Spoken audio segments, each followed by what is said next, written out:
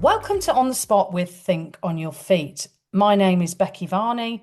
I'm a global master trainer for Think on Your Feet, and I've been teaching, using, and exploring the Think on Your Feet techniques for more than 22 years. Our podcasts are for those people who are interested in improving their communication skills. This episode is for anyone who finds themselves on virtual calls, in face-to-face meetings, or when simply put on the spot and asked for an update. This could be for a project, a piece of work, or just in general. We find ourselves in so many meetings and constantly asked for updates. I'm delighted to be joined today by my friend and colleague Phil Day to share ideas, solutions, and discuss this topic in more detail. Well, welcome everybody. Nice to have you join us here today. My name is Phil. I'm a master facilitator with Thinking Your Feet based here in Australia. So let's draw some attention down to if you're in a meeting, whether it's face-to-face meeting or you're Yeah. sitting around a screen like we are now, and often we get asked to provide an update on a project or even just an update, from where we've been on an issue, what's happening now. How would you handle a question around, can you give an update on this particular project, Becky? What would you say? It's true. We find ourselves on these calls all the time and just expected to respond instantly. And that's not always that easy. And I think Mm. if you use structure to communicate these updates, people are more likely to remember it. If we break things down into three, people are more likely to remember it as well. So Mm. three-part structured communication is the way to go. And typically, if I was asked for an update on a project I was working on, say, I might use three-part structure, but probably I'd use time as my three parts because using Right. time really helps people to understand where we were, where we are, where we need to be.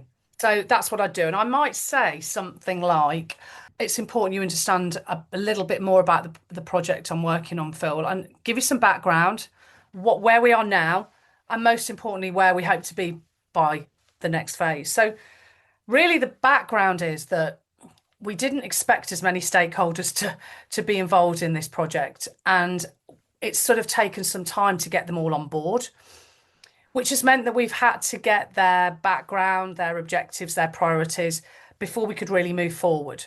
Now we're in a position that we've got that, which is great.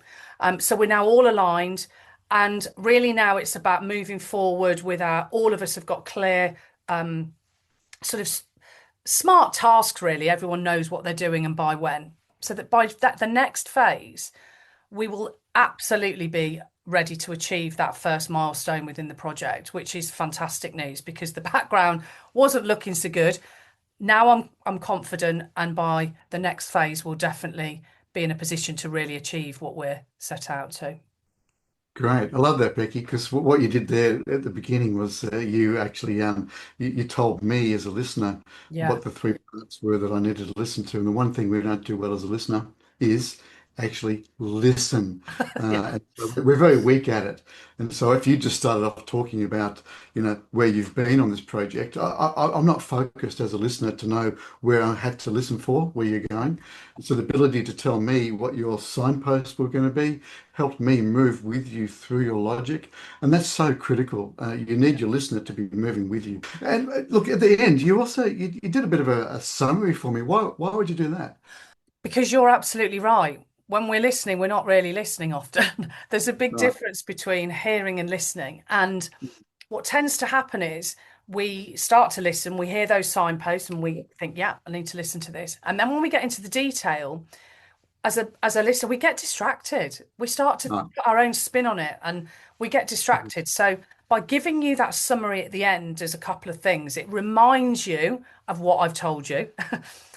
But it also leaves you with those three critical points that I want you to Mm. walk away with. And I think that's really important. And Mm.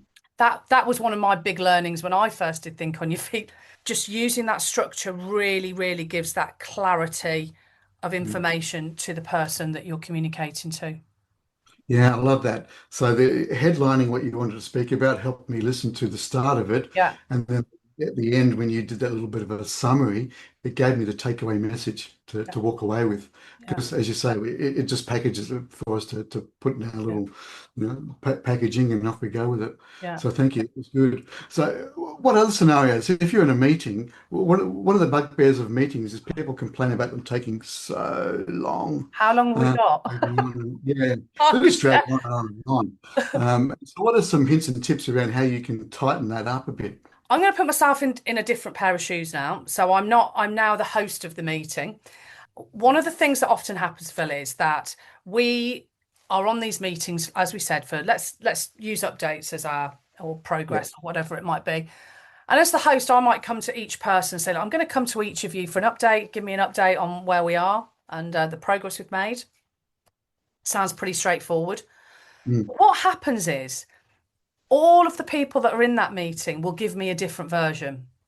So you Yes. might give me 30, well, probably 40 minutes of detail. Mm. But your colleague might give me a everything's fine. Yeah. And what happens is that we then people aren't switch off because they don't want to listen for 30 minutes. It just becomes chaotic. Mm. So wouldn't it be better if, as the host, I said something like, I'm going to come to each of you for an update. You've got 5 minutes each. And in that 5 minutes, I'd like you to share where you were at the last meeting, what you're working on now, and where you think you'll be by our next meeting. Right. Because, Phil, that does a couple of things, well, several things. It gives you an idea of the level of detail I'm looking for. There's a difference between 5 minutes and 50 minutes amount of detail. Yeah. It gives you something to follow, which is makes it easier for you. But also as the host, it gives me something to follow because I will now get the same version from everybody, where we were, Yeah. where we are, where we need to be. Yeah. And that's been a game changer for people because I don't Mm. know many people that want to be in a meeting for longer. But wouldn't it be Yeah. great if you Mm. could say to your teams, listen, how do you feel about cutting the meeting in half? Yeah. I don't know many people that are going to say, oh no, please. Um, Yeah. if we cut the meeting time in half, but in order for us to do that, we're going to follow these principles. You're each going to get a time limit. You're each going to follow a structure.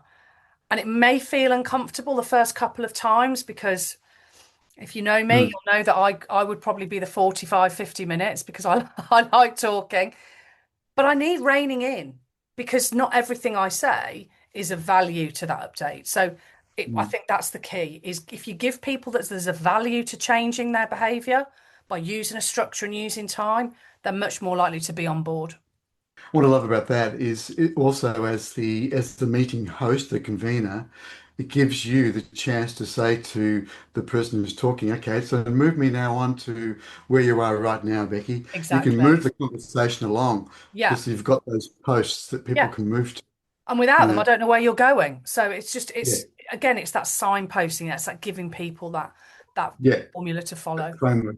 Yeah. So just as a bit of a takeaway then, a bit of a recap on this podcast, really what we've looked at is really the ability to communicate, particularly when you put on the spot, to communicate a message through the journey of time. Yeah. That's the first part. The second one was really prepare your listener to listen to you. Tell them up front what the time signals will Yeah. be. There'll be three of them. So tell them, let's look at where we were, where are we now, what's coming next. So that helps me as a listener. But the third part, of course, is sticking to what we call the rule of three. Yeah. Thanks, Phil. I think that's a great summary. And I think using structure, whether you are the person delivering the communication or you're asking for it back, is a Yeah, really simple, easy, but very powerful way of yeah. delivering and receiving good, clear, brief communication. We're going to focus next time on feedback. Feedback is a gift, in my opinion, but not always that easy to deliver. I think we overcomplicate it. We have a bit of a fear factor. And what we'd like to share with you all next time is really how to give structured but good, effective feedback, whether that's on the spot, whether that's prepared or as part of an Mm. appraisal. So, thanks, Thanks for Phil. It's been great to see you. And thanks, everyone, for listening. See you next coming. time.